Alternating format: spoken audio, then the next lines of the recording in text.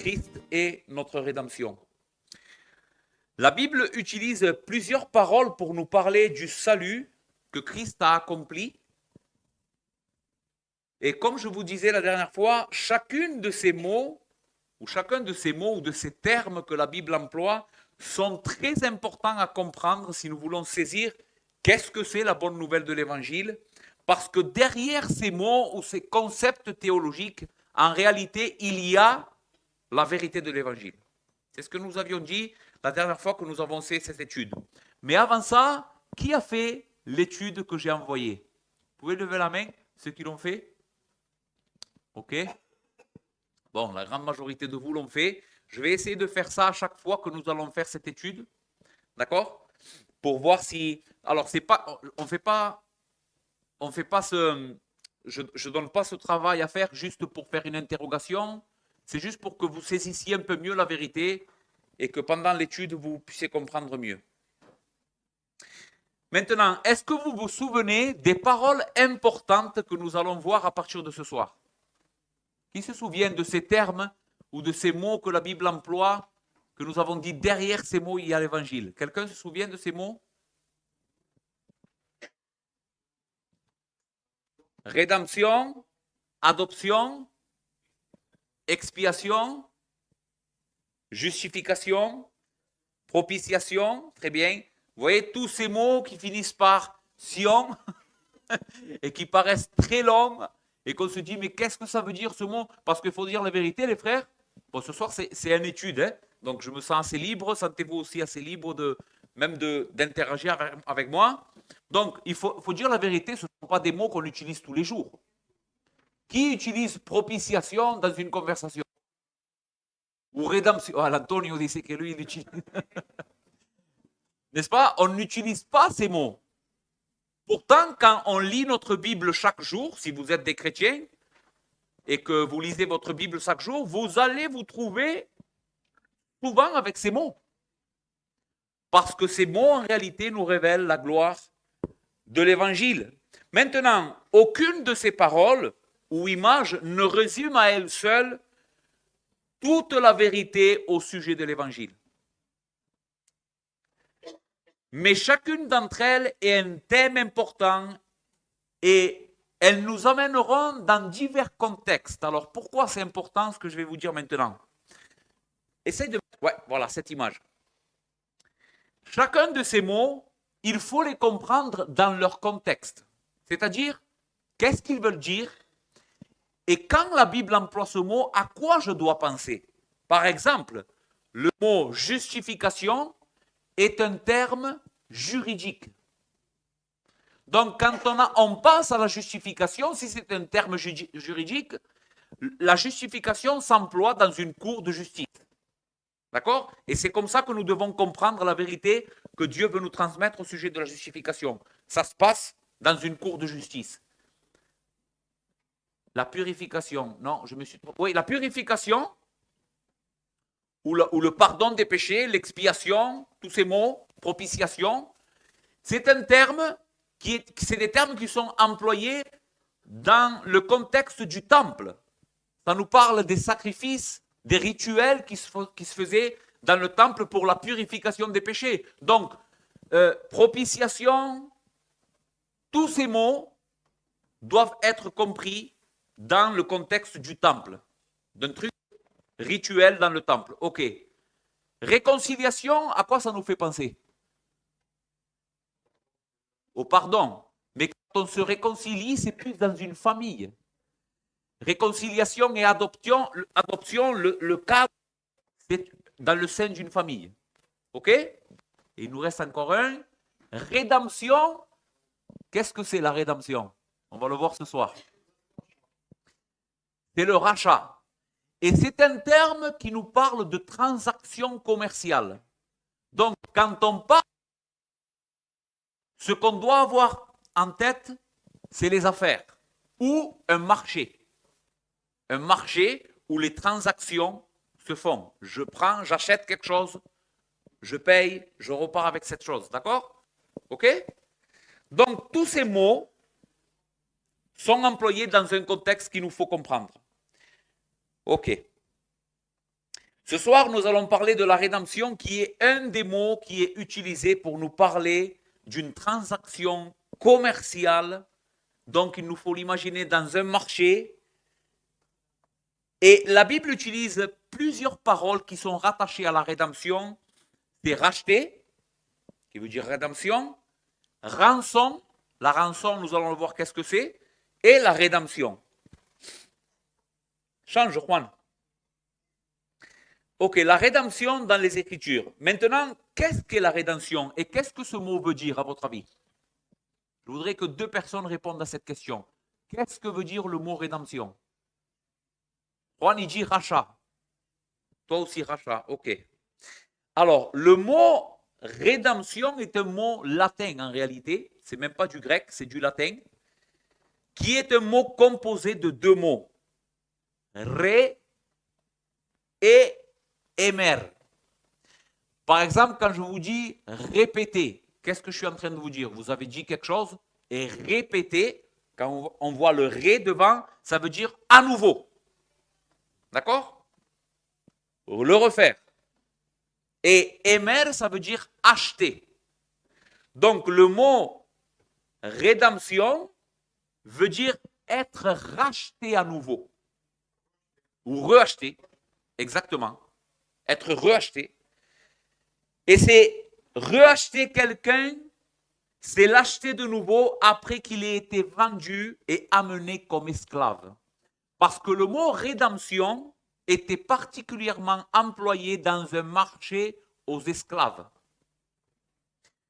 Aujourd'hui, ça ne se fait plus. Merci Seigneur. L'esclavage a été aboli de la majorité de tous les pays du monde, mais à l'époque biblique, l'esclavage était partout. Et si vous avez regardé un peu des films au cinéma, vous savez que des fois, quand on nous montre des trucs de l'Antiquité, comme ça, vous voyez comme un marché, et là, il y a une estrade et des esclaves qui sont présentés, et des hommes riches qui veulent, moi, je te donne tant. Eh bien, c'est exactement le cadre que nous sommes en train de voir au sujet de la rédemption ce soir. Sauf que les esclaves en question, à qui vous pensez? Qui étaient les esclaves dans la rédemption? Qui sont les esclaves? C'est nous. Dans la rédemption, les esclaves, c'est nous. Donc, c'est nous qu'on est reachetés à nouveau dans un marché aux esclaves. Donc, la Bible, qui a été écrite en grec, utilise aussi certains groupes de mots qui ont la même idée et qui sont traduits dans le Nouveau Testament comme rédemption ou rachat ou rançon. Et quand la Bible utilise à chaque fois ces mots que nous allons voir loin, elle l'utilise à chaque fois pour nous parler de ce que Christ a fait pour nous sauver. Ok? Rachat, rédemption, rançon, tous ces mots à chaque fois que le Nouveau Testament les emploie, elle les lie à l'œuvre de Christ pour le salut.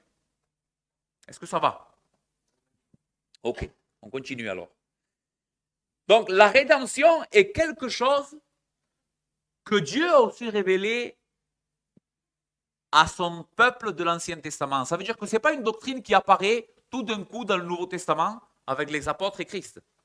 C'était quelque chose que Dieu avait déjà enseigné à son peuple. Pourquoi? Parce que si vous avez été là depuis le début de cette étude, on a dit qu'en réalité, toute chose pointe vers Christ. Ok. Maintenant, est-ce que quelques-uns d'entre vous ont trouvé des passages bibliques ou des histoires dans l'Ancien Testament qui vous font penser à la rédemption? Parce que j'ai posé cette question. Comment est-ce que nous voyons la rédemption dans les Écritures? Est-ce que quelques-uns d'entre vous se rappellent de... C'est pas grave si on se trompe, hein, les frères. Hein? Tony? Le peuple qui a été sorti d'Égypte, la Bible parle de cette libération comme d'un rachat. C'est très bien. Est-ce qu'il y a une autre image dans la Bible? Soyez pas timide. Tonio? Oui. Ruth, très bien. Super, ça c'est une histoire biblique qui vraiment nous enseigne la doctrine de la rédemption. Donc nous voyons cet enseignement à travers plusieurs choses. Que Dieu va instaurer ou faire dans l'histoire du peuple d'Israël. Par exemple, la Bible décrit le sauvetage des Juifs, donc de l'Égypte, comme étant le rachat de Dieu d'un peuple esclave, et il le rachète pour lui. Ok? La Pâque est un symbole de rédemption. Comment on le sait? Parce que plus tard, Dieu va demander à chaque famille israélite qu'elle devait lui racheter son premier-né. Et ça nous parle du rançon. Donc chaque famille israélite, après la libération, à la Pâque, devait racheter en versant une certaine somme à Dieu, donc en la donnant au temple.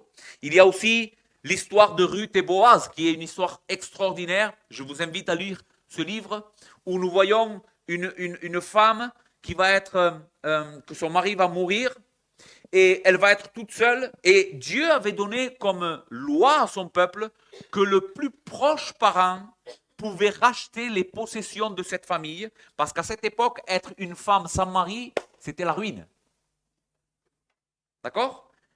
Mais Dieu avait donné cette loi. Quand le mari va mourir, son plus proche parent qui vivra, le plus proche, des fois, c'était le frère, mais peut-être cet homme n'avait pas de frère, alors ça serait peut-être un oncle ou un cousin. Donc, on recherchait le plus proche parent, et cet homme avait le droit de racheter la femme et ses biens.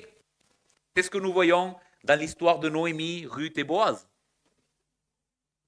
Ainsi, la doctrine de la rédemption est quelque chose de bien ancré dans les Écritures et ne commence pas dans l'Ancien Testament, mais plutôt quelque chose qui s'élargit et parcourt toutes les Écritures.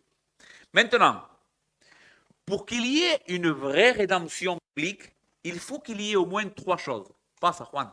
Voici les trois choses qu'il faut pour qu'il y ait une rédemption. Il faut un rédempteur. Le rédempteur est celui qui est disposé à racheter une autre personne et qui en a la possibilité. D'accord? Il faut une rançon, et la rançon fait référence au paiement qui est fait pour la libération ou l'acquisition. D'accord?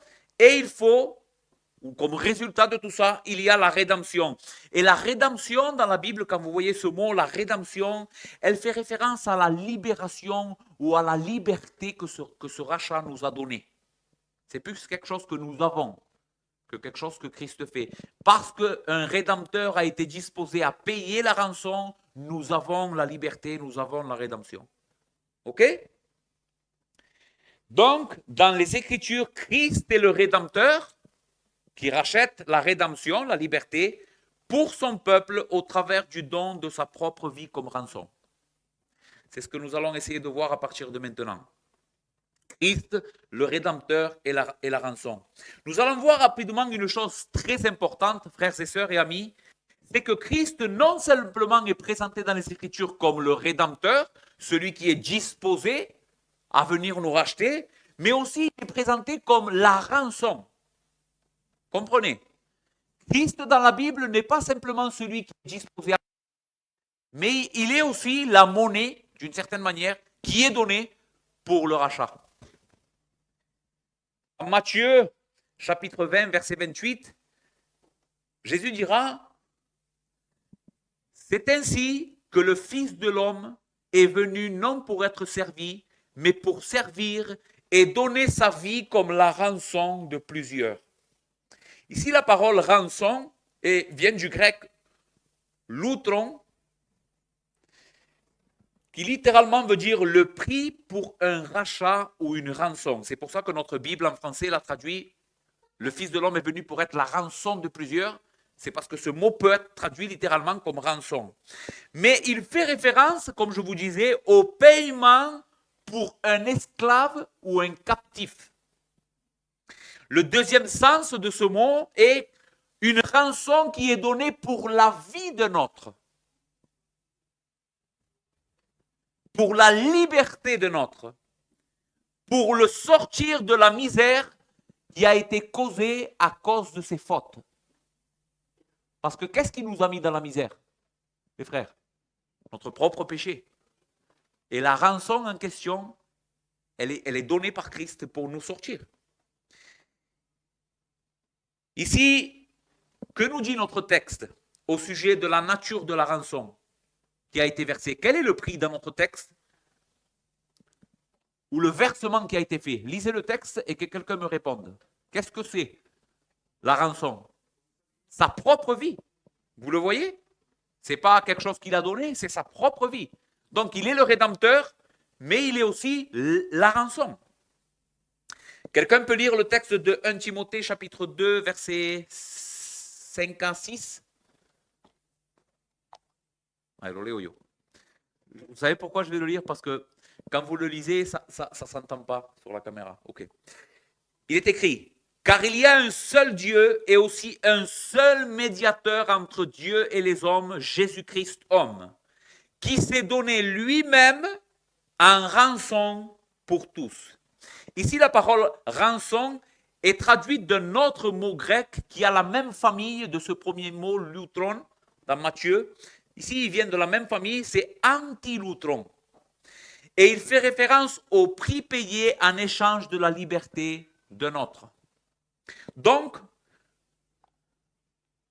nous venons de voir deux textes, les frères, où le Nouveau Testament se réfère à Christ lui-même et à sa vie comme étant la rançon ou le prix qui a été payé pour notre libération.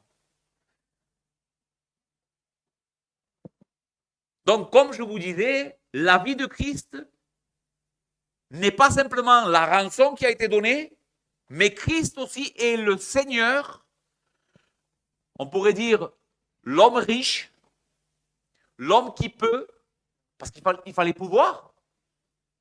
On ne peut pas racheter quelqu'un si on n'a pas l'argent pour le faire. Christ est non simplement la rançon, mais il est aussi la personne qui est, gloire à son nom, disposée à le faire. Il est le Rédempteur de son peuple. Écoutez, Acte 20, verset 28. Paul, en parlant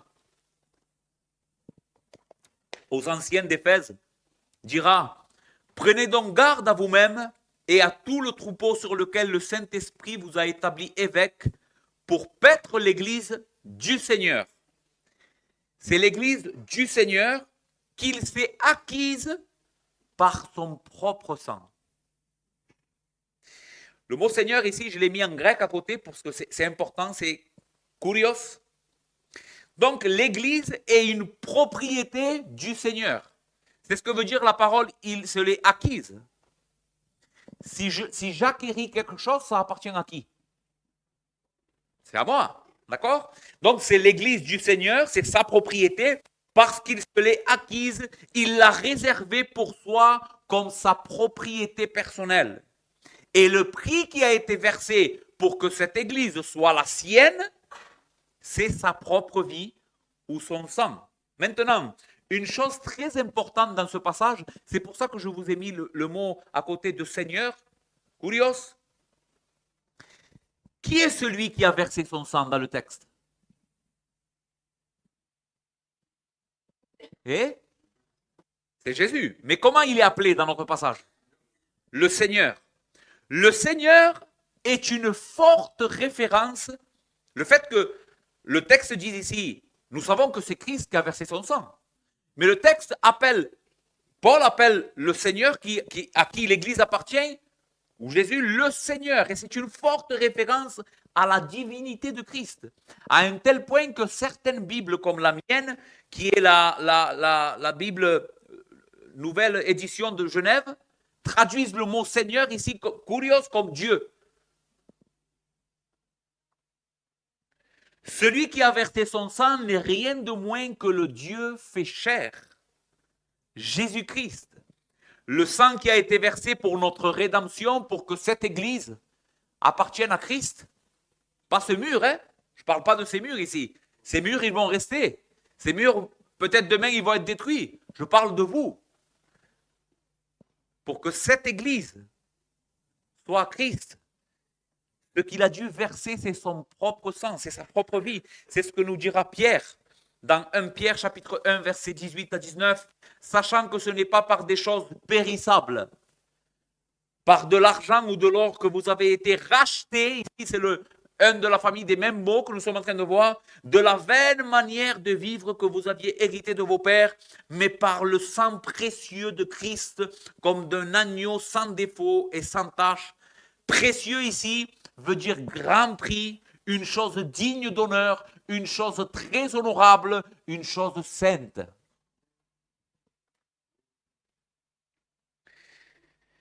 Donc, qu'est-ce que nous avons vu? Christ est la rançon, Christ est le Rédempteur, celui qui était disposé à racheter son peuple. Maintenant, quand nous parlons de rédemption, je vais revenir un peu en arrière dans notre étude parce que c'est important. Il y a des choses que je n'ai pas dit la dernière fois, que je n'ai pas eu le temps de le dire. Cette rédemption est de nature substitutive. C'est tellement important, les frères et amis, que vous compreniez ça, parce que sans ça, tout le christianisme n'a pas de sens. Cette parole, encore une fois, substitution ou substitutive, paraît très compliquée, mais elle est indispensable.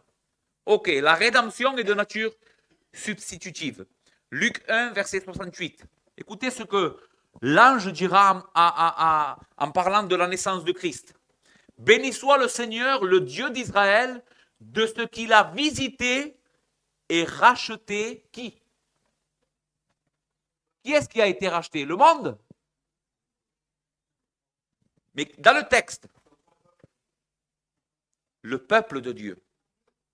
Le petit enfant qui vient de naître et pour lequel la Bible ici loue Dieu, il rachète son peuple. Alors, pourquoi ceci est important? Parce que la rédemption est de nature substitutive. Qu'est-ce que ça veut dire? Une vie est donnée en échange de la liberté d'une autre. Je me suis mis un exemple, je me creusais la tête pour trouver un exemple simple de la vie courante, mais qui vous parle et vous faire comprendre cette vérité. Quand je vais faire mes courses avec ma femme, on va faire nos courses. Qu'est-ce que vous faites? Vous prenez un chariot, vous rentrez dans le magasin, il y a des barrières, c'est protégé, n'est-ce pas? C'est pas ouvert à tous. Si vous rentrez dans le magasin, il y a des barrières qui protègent parce qu'ils veulent protéger ce qu'il y a à l'intérieur. Ok, vous rentrez avec votre chariot à l'intérieur, mais tout ce que vous mettez dans votre chariot, ce n'est pas à vous tant que vous êtes dans le magasin. N'est-ce pas? Ça appartient encore au magasin en question. Ok, moi ce que je fais, c'est qu'on remplit le chariot, on achète ça, ça, ça, et au moment de partir, qu'est-ce qu'on fait? On passe à la caisse. Ok, qu'est-ce qui se passe à la caisse? Il y a une transaction. Je donne de mon argent, en échange, le magasin me donne tout ce que j'ai mis dans mon chariot. Je ne repars pas avec ce que j'ai pris dans mon chariot gratuitement. Il faut qu'il y ait un échange. Je donne de mon argent, je repars avec ce qu'il y a dans mon chariot. Si on ne conçoit pas la rédemption comme quelque chose de substitutif, ça reviendrait à dire que je vais dans le magasin, je remplis mon chariot, je passe à la caisse, je paye, mais je ne paye pas pour ramener les choses. Je paye pour les rendre possibles que je les amène chez moi. C'est absurde.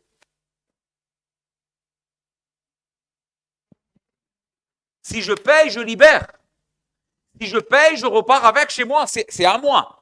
Je ne peux pas payer et que ça reste dans le magasin avec la supposition que plus tard ou quelqu'un va venir. Non. Vous comprenez? En échange de mon argent, je libère.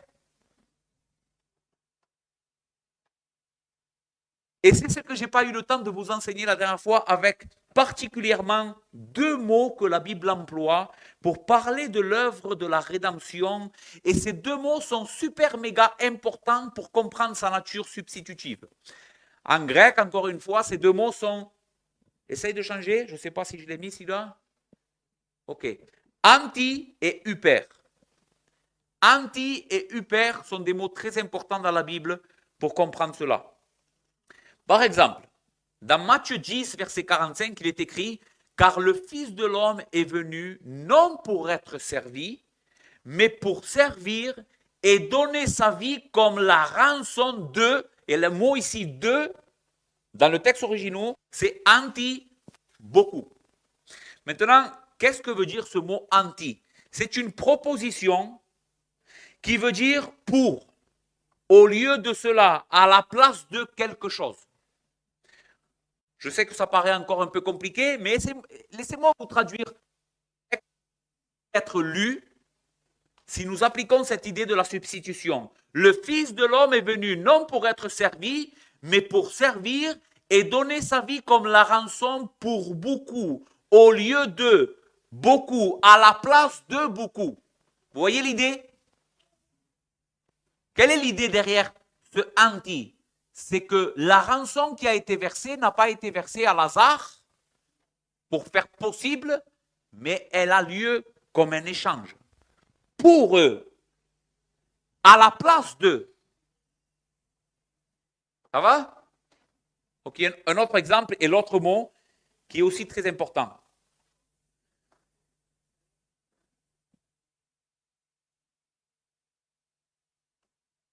Dans Jean chapitre 10, verset 11, l'autre mot important, c'est huper. La Bible l'emploie ici. Je suis le bon berger. Le bon berger donne sa vie pour, et ici le mot pour en français est traduit du mot grec huper, ses brebis. Que veut dire encore une fois le mot huper? Ça veut dire en faveur d'eux, au nom d'eux, pour l'amour d'eux. Encore une fois, on va retraduire le texte en appliquant cette idée de la substitution. Le bon berger donne sa vie en faveur d'eux, au nom d'eux, pour l'amour de ses brebis.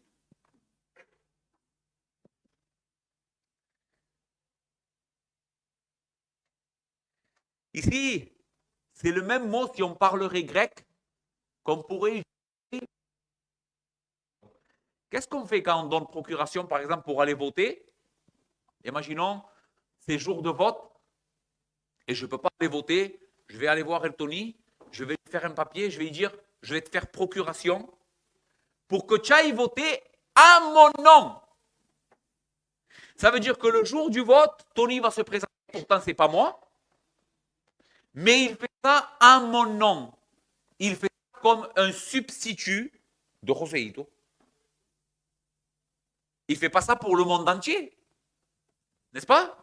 Tony ne va pas voter pour tous les membres de l'Église. Il va voter pour une personne bien concrète. Il vote à mon nom. C'est l'idée que nous trouvons dans le texte de Jean.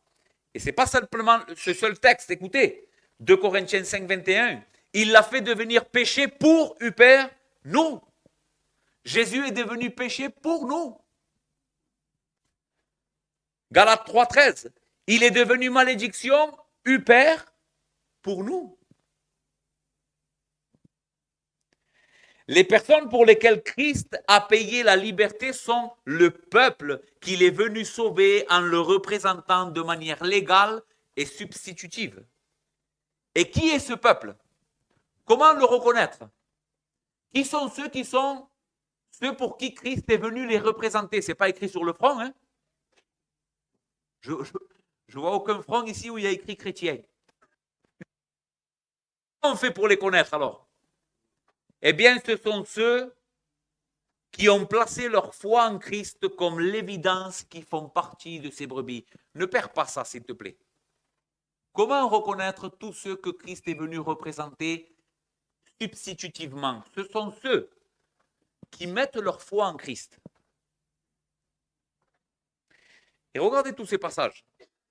Dans l'évangile de Jean au chapitre 10 et au verset 3 à 5, Jésus, en parlant de lui-même comme étant le bon berger qui est venu pour sauver ses brebis, dit, écoutez, le portier lui ouvre au Messie et les brebis entendent sa voix. Il les appelle par leur nom, les brebis qui lui appartiennent, et il les conduit dehors. Lorsqu'il a fait sortir toutes ses propres brebis, il marche devant elles et les brebis le suivent parce qu'elles connaissent sa voix. Elles ne suivront point un étranger, mais elles fuiront loin de lui parce qu'elles ne connaissent pas la voix des étrangers. Chapitre 10, versets 25 à 30. Jésus leur répondit, parce que des Juifs vont lui demander, mais qui es-tu? Si tu es le Christ, dis-nous-le, on veut croire en toi, nous aussi. Jésus dira, je vous l'ai dit, et vous ne croyez pas. Les œuvres que je fais au nom de mon Père rendent témoignage de moi, mais écoutez bien, vous ne croyez pas parce que vous n'êtes pas de mes brebis. Mes brebis entendent ma voix, je les connais et elles me suivent. Je leur donne la vie éternelle et elles ne périront jamais et personne ne les ravira de ma main.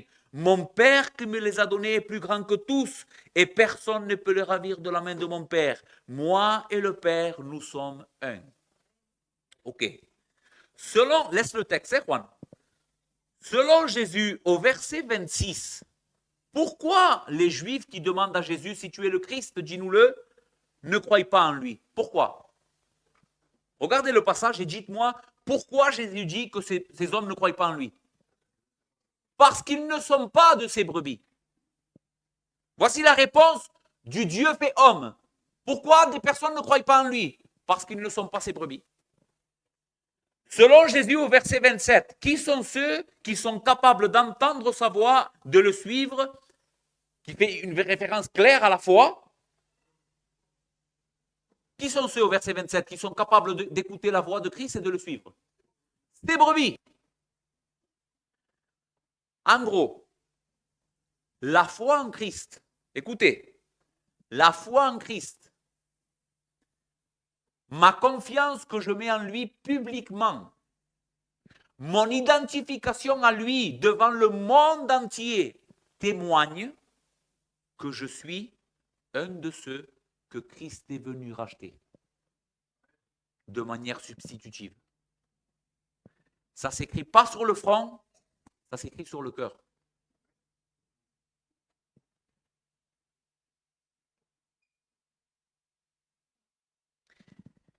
Et il y a quelque chose de très intéressant dans ce passage. Il ne faut absolument pas tordre le sens des paroles de Jésus et mettre la séquence des mots et de l'enseignement de Jésus à l'envers. Jésus n'est pas en train de dire que les brebis deviennent des brebis parce qu'elles entendent sa voix et le suivent. C'est pas ça. Jésus ne dit pas, celui qui entend ma voix et me suit deviendra une brebis. C'est pas ça l'enseignement. Ce que Jésus est en train de dire, c'est parce qu'elles sont des brebis, parce qu'elles sont, elles suivent. La raison qu'une brebis vient vers le berger, c'est parce qu'elle le connaît et parce qu'elle ne peut pas faire autre chose que de suivre son berger. C'est ce qui s'est passé avec toi et moi. On était perdus dans le monde, mais lorsque la voix toute puissante du bon berger a retenti, « Hé, suis-moi !» On n'a pas pu faire autre chose que de faire comme l'autre jour on a vu, comme Lévi, se lever et le suivre, parce que nous étions des brebis. Écoutez ce que, dans le chapitre 8, versets 42 à 47, Jésus dira, Jésus leur dit, « Si Dieu était votre Père, aux Juifs qui ne croyaient pas en lui, vous m'aimeriez, car c'est de Dieu que je suis sorti et que je viens. Je ne suis pas venu de moi-même, mais c'est lui qui m'a envoyé. Pourquoi ne comprenez-vous pas mon langage? Parce que vous ne pouvez écouter ma parole. Vous avez pour père le diable, et vous voulez accomplir les désirs de votre père. Il a été meurtrier dès le commencement, et il ne s'entient pas dans la vérité, parce qu'il n'y a point de vérité en lui. Lorsqu'il profère le mensonge, il parle de son propre fond, car il est menteur et le père du mensonge. Et moi, parce que je dis la vérité, vous ne me croyez pas, qui de vous me convaincra de péché?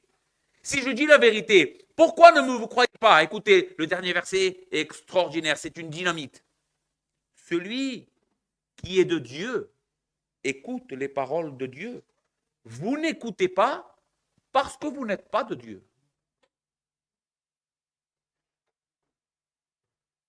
Ils étaient des enfants du diable. Et donc les enfants du diable ne viendront jamais à Christ. Mais les enfants perdus de Dieu, que Dieu est venu racheter et sauver, oui, ils viennent à Christ. Donc non pas tout le monde aura ou sera bénéficiaire de cette œuvre de rédemption, mais seulement ceux qui placeront leur foi en Christ, qui sont des brebis qui lui appartiennent et qu'il est venu sauver, comme leur représentant légal en les substituant face à la colère de Dieu. Ça va? Je sais que ça paraît un peu compliqué, peut-être certains d'entre vous quelque chose que vous n'avez jamais entendu, d'autres diront mais c'est offensif ça, ce que tu es en train de dire, alors le salut c'est pas pour tous. C'est ce que la Bible dit. Des hommes seront sauvés, d'autres pas. Pourquoi ils seront sauvés? Parce qu'ils auront craint Christ. Et pourquoi ils auront craint Christ? Parce que c'est leur enfant. C'est ses enfants, c'est ses brebis. Donc, résumé du premier point. Ainsi, nous avons vu que Christ est notre Rédempteur.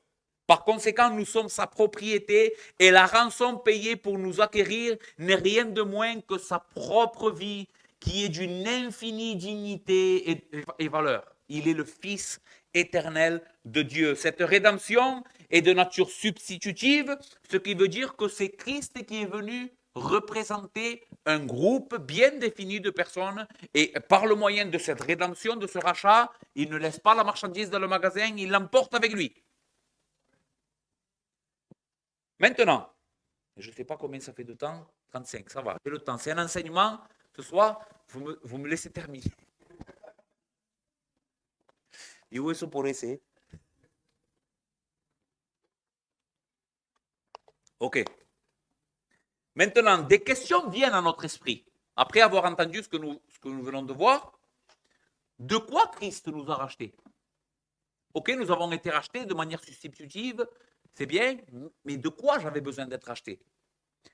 Une autre question très importante à se poser, c'est à qui Christ a versé la rançon? Vous savez que dans l'histoire de l'Église, il y a eu des choses abominables qui se sont dites à ce sujet. Et on va essayer de voir quelque chose rapidement à ce sujet. À qui Christ a payé la rançon? L'autre question qu'on pourrait se poser, c'est quelle était notre condition avant qu'il nous rachète et quelle est notre condition après qu'il nous ait racheté? Ok. Même si l'image d'un esclave libéré par la rançon nous aide à comprendre quelque chose, elle n'est jamais parfaite. D'accord? Il nous faut voir dans les Écritures comment la Bible elle-même parle de ce rachat ou de cette rédemption. Souvenez-vous, un des principes de la véritable foi, c'est la Bible interprète la Bible. Je ne peux pas tirer une conclusion en disant Christ nous a rachetés parce que je crois qu'il nous a rachetés de ça, de ça, de ça. La Bible doit me dire de quoi il m'a racheté. Et c'est ce que nous allons essayer de faire. C'est pour cela que la Bible elle-même nous dit de quoi Christ donc nous a rachetés en nous libérant. La Bible nous enseigne cette vérité pour que nous puissions voir le grand salut que Christ nous a donné, mais aussi, et j'espère que c'est ça que vous allez sortir d'ici avec un cœur reconnaissant, à travers de cet enseignement, de quoi Christ nous a rachetés, vous allez voir dans quelles conditions misérables nous étions. Si Christ ne serait pas, si le Rédempteur n'aurait pas un cœur généreux et qui a été disposé à payer la rançon, nous serions dans un état lamentable. Mais, béni soit son nom, il a été disposé à le faire. ¿Puedes abrir un poco la ventana esa? Ouais. Juan, si tu peux ouvrir l'autre aussi, ça serait bien. Donc, à qui Christ a payé la rançon? La première chose que je veux dire, c'est que Christ n'a pas payé le diable ou Satan.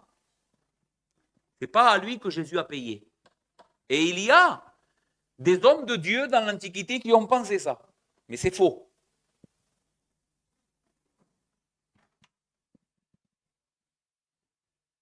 Nous n'avons pas été rachetés au diable.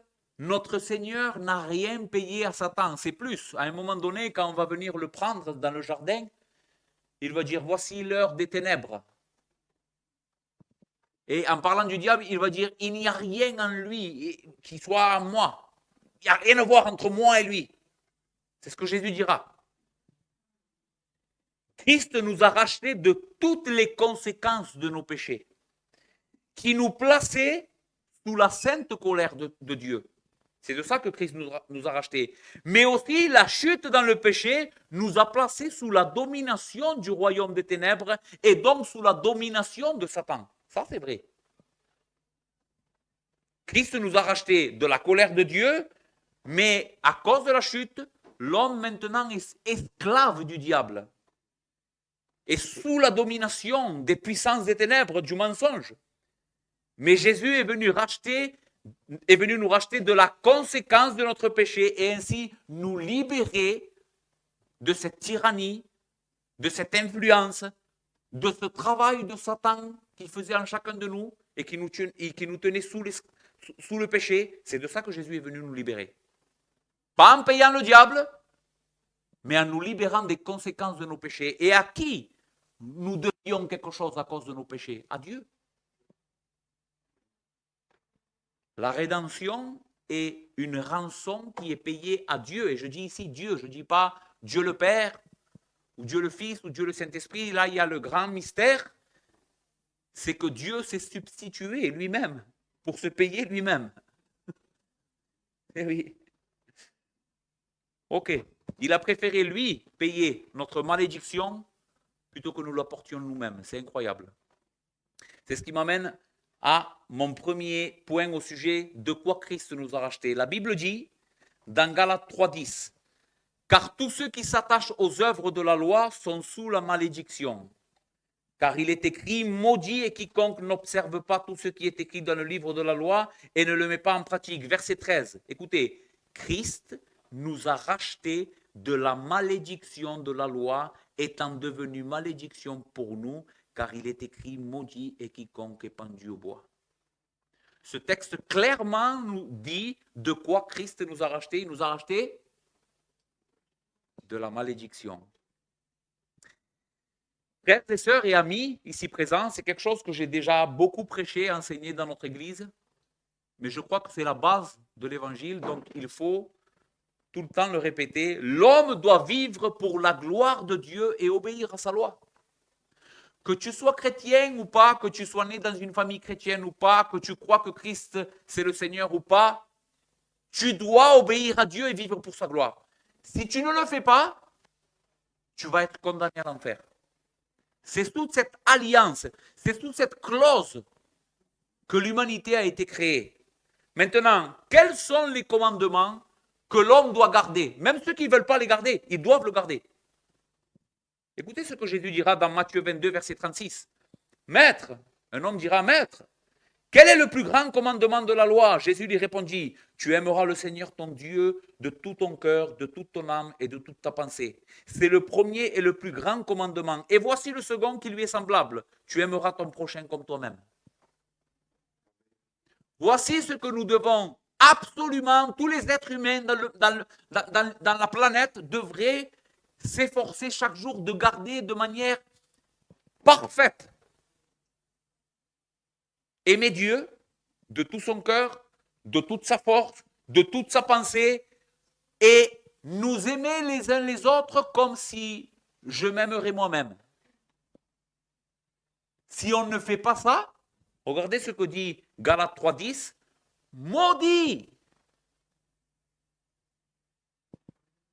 Maudit est quiconque n'observe pas tout ce qui est écrit dans le livre de la loi et ne le met en pratique. Celui qui ne garde pas les commandements de Dieu, Dieu prononce du ciel une malédiction contre lui. Au moment donc où ces commandements ne sont pas observés, nous sommes maudits. Nous tombons sous la malédiction de Dieu. Qu'est-ce que veut dire dans la Bible être maudit? Ce n'est pas simplement una mala palabra que nous on dit, oui. Être séparé, oui, mais ça va beaucoup plus loin. Écoutez, je vais vous dire encore quelque chose que peut-être on ne te l'a jamais dit. Cela veut dire que de la perspective du ciel, donc de la perspective de Dieu, toute personne qui a brisé sa loi est une personne vile, digne de la plus violente aversion et dégoût. Et ils sont justement exposés à la colère divine et voués à la destruction éternelle.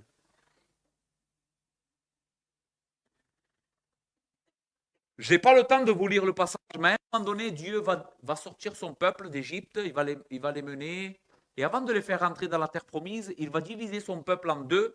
Il y avait deux montagnes, une face à l'autre. Et il va dire à un premier groupe de cette montagne, montez là. Et l'autre groupe, montez là-bas. Et aux deux chefs qui étaient montés avec lui, il va leur dire, vous, de cette montagne, prononcez les bénédictions que je vais faire venir sur ce peuple s'ils m'obéissent.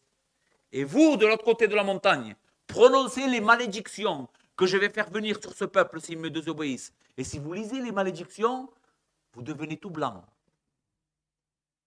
Et c'est Dieu qui promet de maudire le peuple comme ça. Maintenant, pourquoi c'est tellement grand que Christ a fait? Ce que le texte de Galates que nous avons lu est en train de nous dire, c'est que Christ s'est fait malédiction pour nous. Lorsque nous disons que Christ nous a rachetés de la malédiction de la loi, cela veut dire qu'il nous a libérés de la sanction.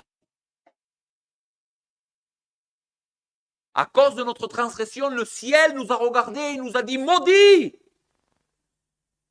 Mais pour que cette malédiction ne tombe pas sur ta tête, Christ a dit maudis-moi moi. Et laisse-le lui. Et lui bénis-le.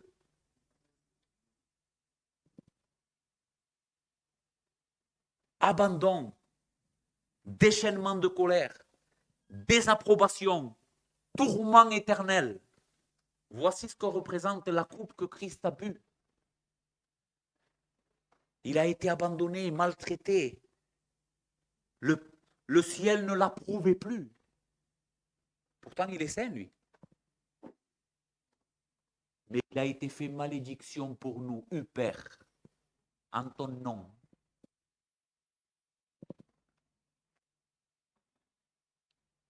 Tel était notre destin, maudit, depuis que le péché est entré dans le monde. Mais Christ nous a rachetés de la malédiction de la loi, étant devenu lui-même malédiction pour nous, en payant cette malédiction.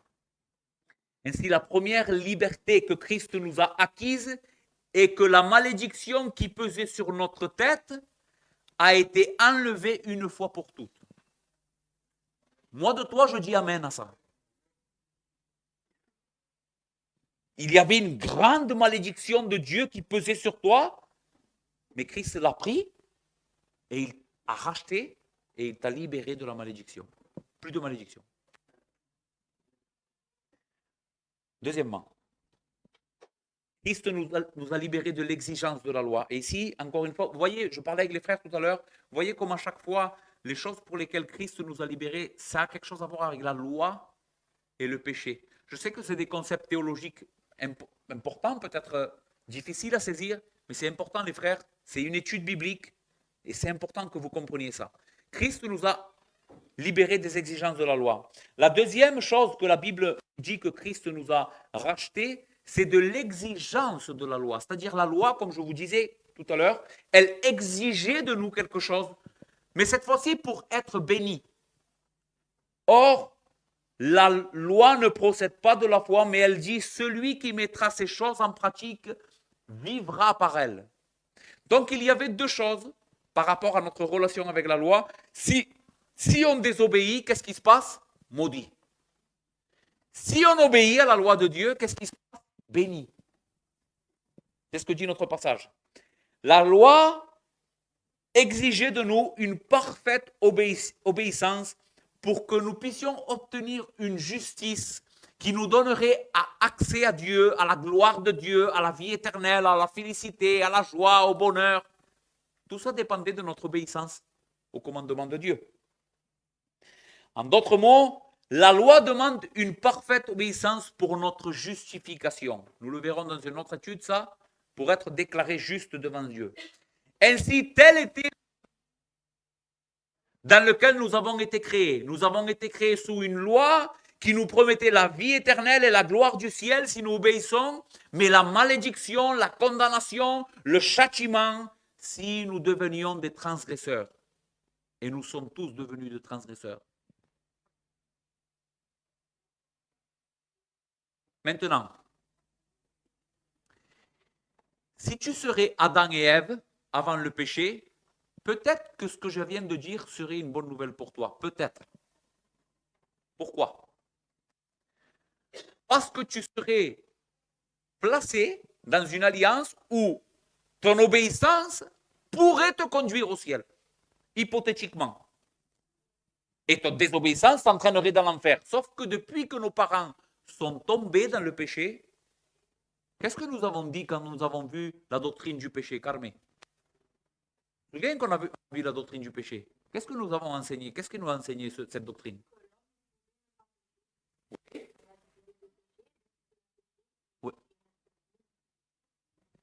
L'homme, au début dans le jardin, pouvait ne pas pécher. Mais aujourd'hui, ce n'est plus notre cas.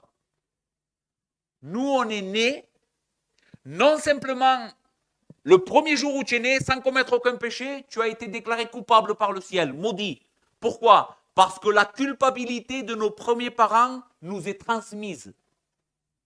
Ils sont coupables, nous sommes coupables. Et en plus de la culpabilité, ils nous ont transmis aussi une nature déchue, corrompue. Ça veut dire que nous sommes coupables par naissance, mais quand nous devenons grands, nous sommes coupables par nos actes. Et ceci est une très mauvaise nouvelle. Pourquoi? Parce que si la loi promet la bénédiction à ceux qui obéissent, nous en sommes incapables. Écoutez ce que dit Romains 8, 7. Car l'affection de la chair est inimitié contre Dieu. L'affection de la chair ici, c'est la chair et l'affection, c'est l'amour. Et la chair parle dans le texte, dans le livre de Romains particulièrement, la chair fait référence à la nature déchue. L'affection de la chair est inimitié contre Dieu, et écoutez bien, parce qu'elle ne se soumet pas à la loi de Dieu et qu'elle ne le peut même pas. Paul dit que la chair déchue ne peut pas obéir à Dieu. C'est d'ailleurs ce qui poussera l'apôtre Paul dans le chapitre 7, toujours aux Romains, verset 27, à dire « Mais je vois dans mes membres une autre loi qui lutte contre la loi de mon entendement. » Paul est en train de dire « Je sais qu'est-ce qu'il faut faire. Je sais qu'il ne faut pas voler, je sais qu'il ne faut pas tuer, je sais qu'il ne faut pas mentir, je le sais. » Encore, une autre loi qui lutte contre mon entendement et qui me rend captif de la loi du péché qui est dans mes membres. Misérable que je suis, qui me délivrera de ce corps de mort? Nous sommes dans une condition depuis la chute misérable. Pourquoi? Parce que la loi nous demande d'obéir pour être bénis, mais on en est incapable. Le péché nous tient esclaves.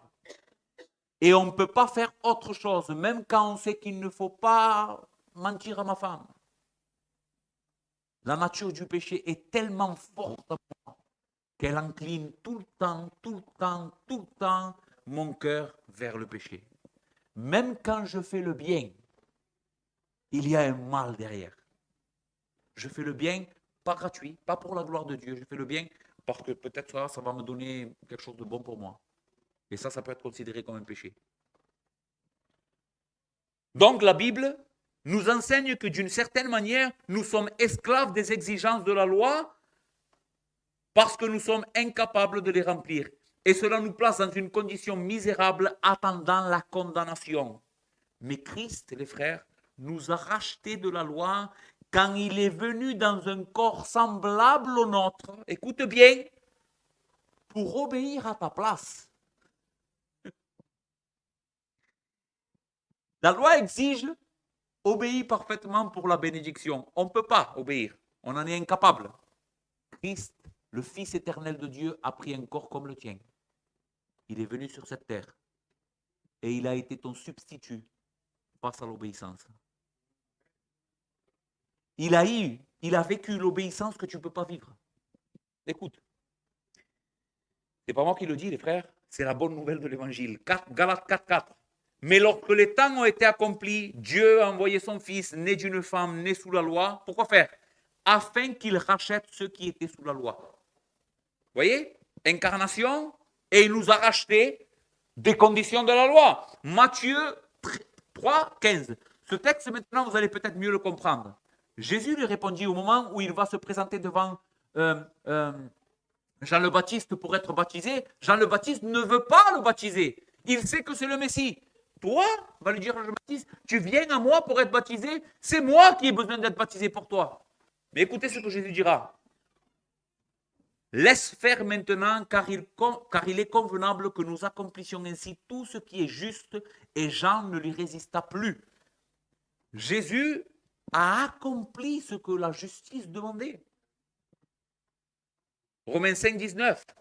Car comme par la désobéissance d'un seul homme, beaucoup ont été rendus pécheurs, de même par l'obéissance d'un seul, beaucoup seront rendus justes.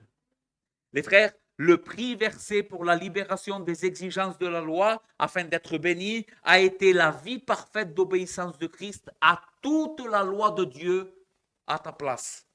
Christ nous a racheté des exigences de la loi en remplissant parfaitement ce qu'elle nous demandait. Par son obéissance, il a donné satisfaction aux exigences de Dieu.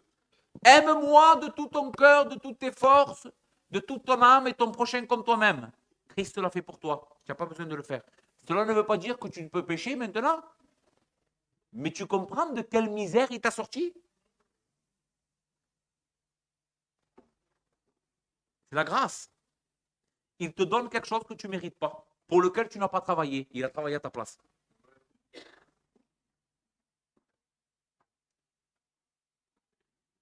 C'est pour ça que la Bible enseigne, les frères, que nous ne sommes pas sauvés par les œuvres. Le salut, ce n'est pas par les œuvres. Vous comprenez maintenant pourquoi le salut, ce n'est pas par les œuvres? Parce qu'on en est incapable de faire des œuvres assez bonnes pour que Dieu considère que ces œuvres méritent le salut. On ne peut pas être sauvé par nos œuvres, mais on est sauvé par œuvres, mais pas par les nôtres. Les œuvres de notre, les œuvres de quelqu'un qui a œuvré à ma place. Ça va? Ok. Ça fait 56 minutes. Bon, j'avais encore un point, mais on va le passer. La dernière chose pour laquelle Christ nous a rachetés, et ce n'est pas la moindre, les frères, nous avons vu que Christ nous a rachetés de la malédiction. Christ nous a racheté des exigences de la loi pour être bénis. Christ nous a racheté, et ça c'est une bonne chose pour toi, chrétien, de la puissance ou du pouvoir du péché. Il nous a racheté de la puissance du péché.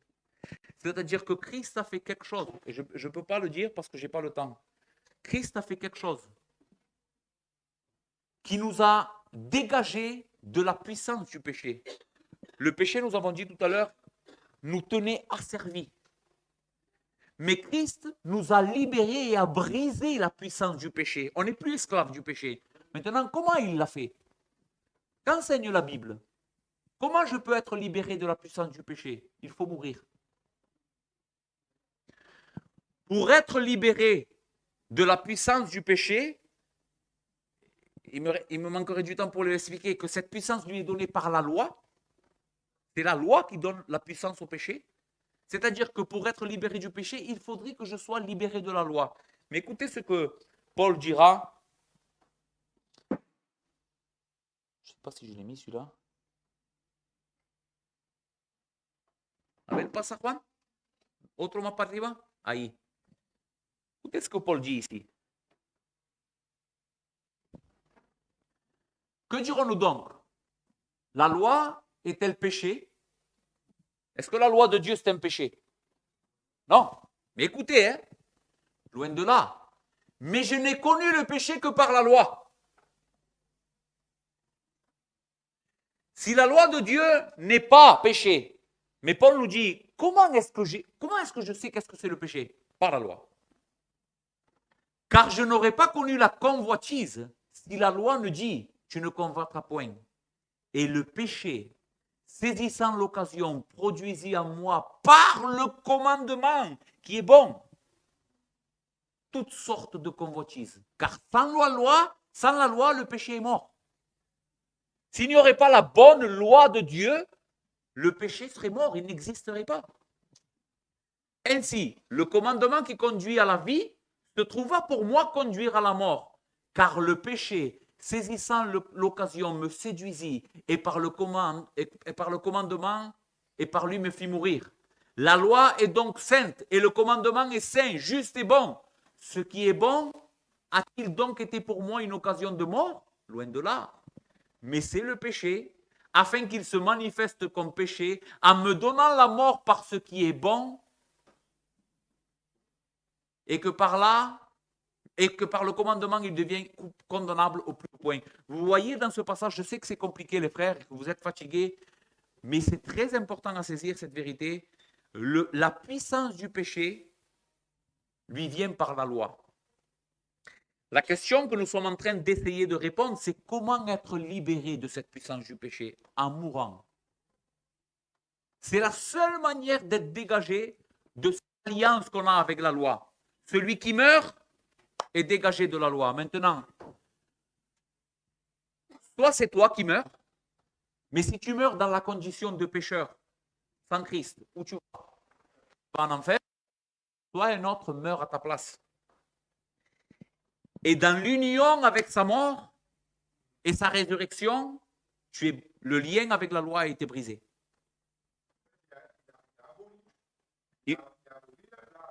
Il nous a rachetés. Il nous a rachetés de la malédiction de la loi. Il nous a rachetés de la puissance du péché. Parce que tant que nous sommes liés à la loi, nous sommes sous la condamnation et la puissance du péché. C'est ce que dit le texte.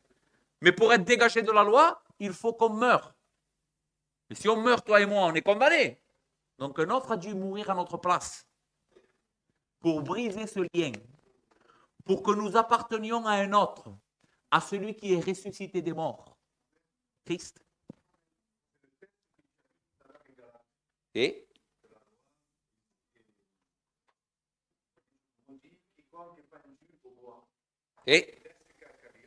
esto no habla de la malédiction. Là, je suis en train de parler de la puissance du péché.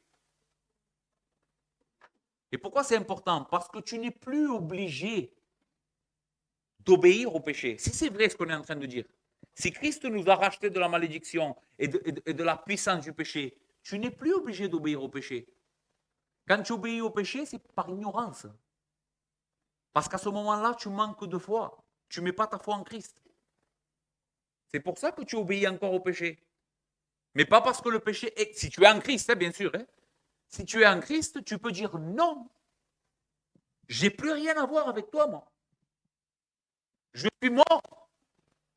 Mort au péché et je vis pour Dieu maintenant. Mais malheureusement, on manque tous. Mais un jour, cette réalité apparaîtra au grand jour. D'accord?